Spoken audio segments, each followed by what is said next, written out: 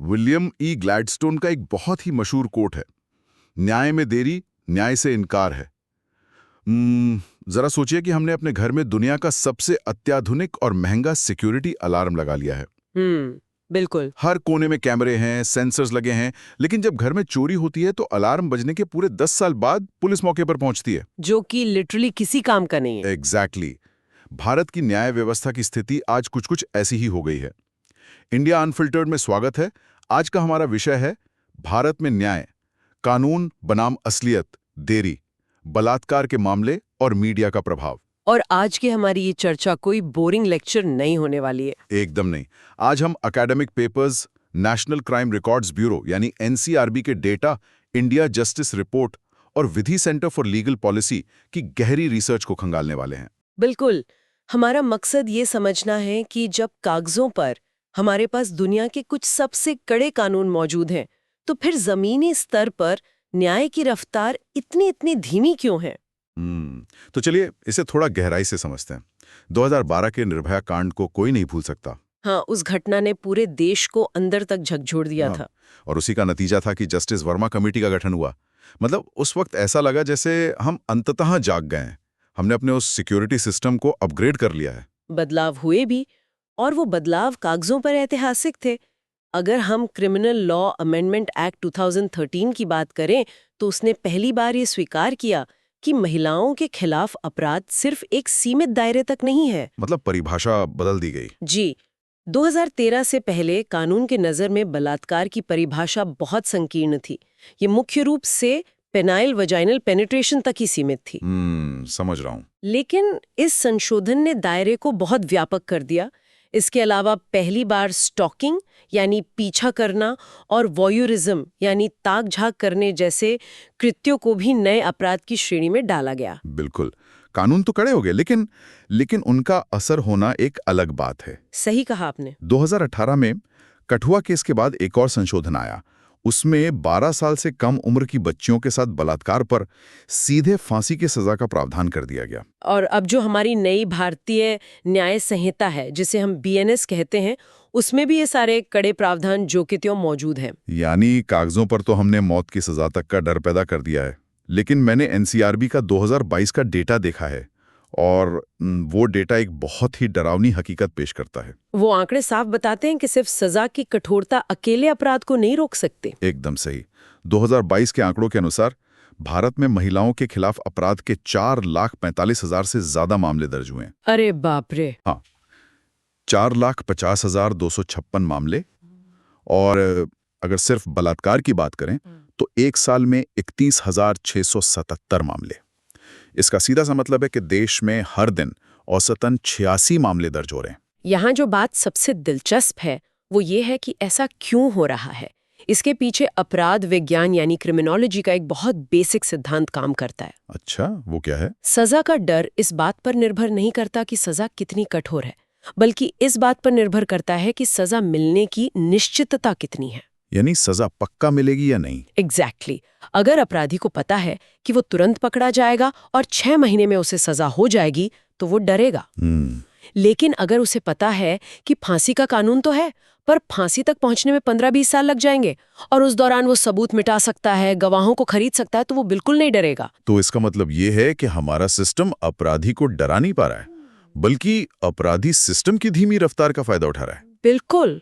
तो चलिए कागजों से निकलकर असली अदालतों की तरफ चलते हैं। जब देरी की बात आती है तो सबसे पहला तर्क यही दिया जाता है कि हमारे पास पर्याप्त जज नहीं है, जो कि एक सच्चाई भी है। हाँ, मैंने इंडिया जस्टिस रिपोर्ट में पढ़ा था कि हमारे पास प्रति 10 लाख की आबादी पर केवल 21 जज हैं, जबकि लॉ कमीशन ने दशकों पहले 50 जजों की सिफारिश की थी। क्या यह समस्या सिर्फ जजों की कमी की वजह से है? देखिए, जजों की कमी एक निर्विवाद सत्य है। आज हमारी अदालतों में 5 करोड़, जी हाँ, 50 मिलियन से ज्यादा मामले लंबित हैं। 5 करोड़, ये नंबर तो दिमाग सुन्न कर देता है। बिल्कुल। आप किसी भी हाई कोर्ट को देख लीजिए, वहां 30 से 40% जजों की कुर्सियां खाली पड़ी हैं। जब एक जज के सामने दिन भर में 100 फाइलें होंगी, तो वो हर केस को कितना समय दे पाएगा? लेकिन सारा दोष सिर्फ जजों पर डाल देना मुझे पूरी तरह से सही नहीं लगता।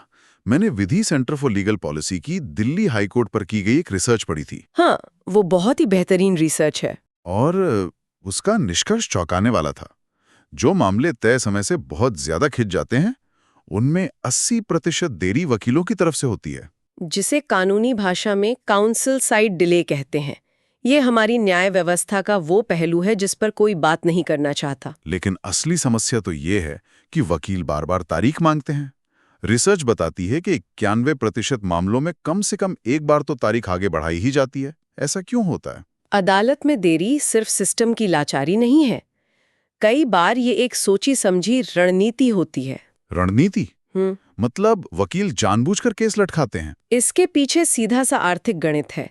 हमारी व्यवस्था में प्रति पेशी यानी पर अपीयरेंस फीस लेने का चलन बहुत आम है। ओह, तो जितनी बार कोर्ट जाएंगे उतनी बार फीस मिलेगी? एग्जैक्टली।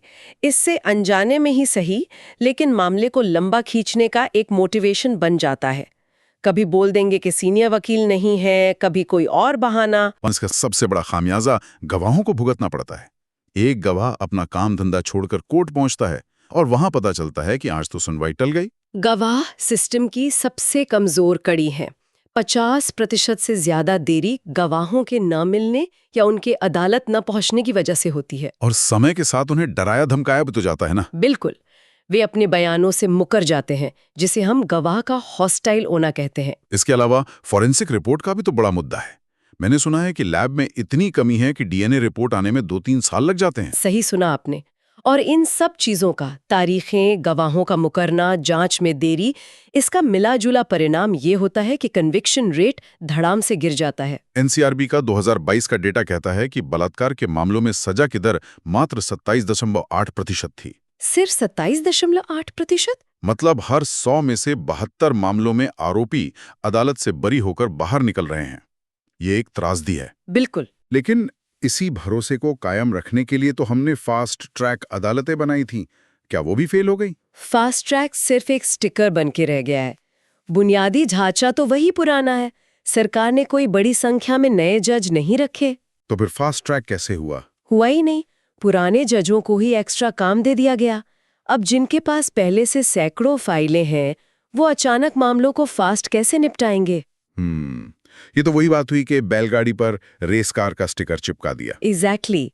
अगर हम डेटा देखें तो त्रिपुरा जैसे छोटे राज्य में एक फास्ट ट्रैक अदालत में भी मामले को निपटाने में औसतन 1484 दिन लग रहे हैं। 1484 दिन? मतलब लगभग 4 साल। हाँ। एक फास्ट ट्रैक अदालत में? हाँ। और यहीं से हमारी चर्चा का दूसरा और सबसे जरूरी हिस्सा शुरू होता है।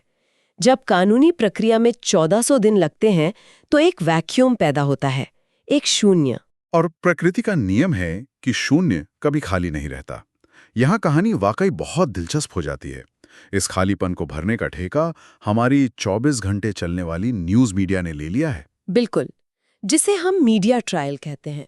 जब अदालतें फैसला नहीं सुना पाती तो न्यूज एंकर्स खुद ही जज और जूरी बन जाते हैं। अगर हम इसे बड़ी तस्वीर से जोड़कर देखें तो ये पूरी तरह से टीआरपी का खेल है। प्रेस काउंसिल ऑफ इंडिया का नियम 41 साफ कहता है कि किसी को तब तक निर्दोष मानना चाहिए जब तक अदालत उसे दोषी न ठहरा दे। लेकिन ये नियम तो बस किताबों में हैं। टीआरपी के लिए इन्हें रोज तोड़ा जाता है। अगर हम 2008 के आरुषि तलवार केस की बात करें, वो मीडिया ट्रायल का सबसे क्लासिक और भयावह उदाहरण है। एक 14 साल की बच्ची और नौकर की हत्या होती है। पुलिस क्राइम सीन को सुरक्षित नहीं कर पाती, सारे सबूत नष्ट हो जाते हैं। और फिर अपनी नाकामी छुपाने के लिए पुलिस मीडिया का इस्तेमाल करती है। मीडिया को हर शाम एक नई कहानी चाहिए थी। और उस कहानी के विलेन बनाए गए आरुषि के माता पिता। बिना किसी ठोस सबूत के उन्हें सरेआम चरित्रहीन और खूनी घोषित कर दिया गया। मीडिया ने ये नैरेटिव इतनी मजबूती से सेट किया कि समाज पहले ही उन्हें दोषी मान चुका था, और इसका असर ट्रायल कोर्ट पर भी पड़ा। हाँ, ट्रायल कोर्ट ने सीबीआई की रिपोर्ट में कमियां होने के बाद भी उन्हें उम्र कैद की सजा सुना दी थी। लेकिन बाद में 2017 में इलाहाबाद हाई कोर्ट ने उन्हें बरी किया, और हाई कोर्ट ने निचली अदालत के जज को बहुत कड़ी फटकार लगाई थी। उन्होंने कहा था ना कि जज ने एक फिल्म डायरेक्टर की तरह काम किया है। बिल्कुल, सबूतों के आधार पर नहीं बल्कि कल्पना के आधार पर फैसला सुनाया गया। लेकिन तब तक उनकी जिंदगी के अहम साल जेल में बीत चुके थे, समाज में इज्जत खत्म हो चुकी थी। और सबसे दुखद बात यह है कि मीडिया ने इस केस से कोई सबक नहीं लिया। और यहीं पर चीजें बहुत उलझ जाती हैं। 2020 में जब सुशांत सिंह राजपूत की मौत हुई तो हमने फिर से वही तमाशा देखा। पुलिस और एम्स ने इसे आत्महत्या माना था। लेकिन मीडिया ने रिया चक्रवर्ती के खिलाफ एक भयानक विच हंट शुरू कर दिया। प्राइम टाइम पर व्हाट्सएप चैट्स पढ़े जा रहे थे। उन पर काले जादू से लेकर हत्या तक के बेबुनियाद आरोप लगाए गए। #अरेस्ट रिया 9 जैसे अभियानों ने एक ऐसा उन्माद पैदा कर दिया कि जांच एजेंसियों को भी दबाव में आना पड़ा। और फिर बॉम्बे हाई कोर्ट को दखल देना पड़ा। अदालत ने स्पष्ट शब्दों में कहा कि मीडिया का ये कवरेज न्याय की प्रक्रिया में बाधा डाल रहा है। मतलब मीडिया ने बिना किसी ट्रायल के एक इंसान की जिंदगी सरेआम तबाह कर दी। और ये सब इसलिए मुमकिन है क्योंकि हमारी कानूनी व्यवस्था समय पर काम नहीं करती। अगर न्याय तुरंत मिले तो मीडिया को ये मनगढ़ंत कहानियां बनाने का मौका ही नहीं मिलेगा। तो अगर हम आज की इस चर्चा को समेटे तो हमारे पास निर्भया एक्ट जैसे सख्त कानून जरूर हैं, लेकिन 5 करोड़ पेंडिंग मुकदमों और 30% से भी कम कन्विक्शन रेट वाले सिस्टम ने न्याय को बहुत दूर कर दिया है। और इसी धीमी व्यवस्था की वजह से मीडिया ट्रायल का जन्म होता है, जहां न्याय तुरंत मिलता है, लेकिन अक्सर वो न्याय नहीं बल्कि सिर्फ एक खतरनाक तमाशा होता है। ये एक बहुत अहम सवाल खड़ा करता है, एक ऐसा सवाल जिस पर हमें गहराई से सोचना चाहिए। वो क्या? अगर कल को कोई चमत्कार हो जाए, हमारी अदालतों के सभी 5 करोड़ मामले खत्म हो जाए और सिस्टम एकदम परफेक्ट हो जाए, कोई देरी न हो, अच्छा, तो क्या मीडिया अपनी इस समानांतर अदालत की कुर्सी को छोड़ देगा? या फिर क्या हमें यानी हमारे समाज को सार्वजनिक तौर पर लोगों को सरेआम कटघरे में खड़े देखने की लत लग चुकी है? उफ, ये वाकई सोचने पर मजबूर कर देता है। क्या हमें न्याय चाहिए या सिर्फ एक तमाशा? इस सवाल का कोई सीधा जवाब नहीं है, लेकिन इसे हमें अपने ही समाज के आईने में ढूंढना होगा। इसी भारी विचार के साथ हम आज के इस गहरे विश्लेषण को यहीं विराम देते हैं। अपने आसपास की दुनिया को समझते रहिए और सबसे जरूरी बात, सही सवाल पूछते रहिए।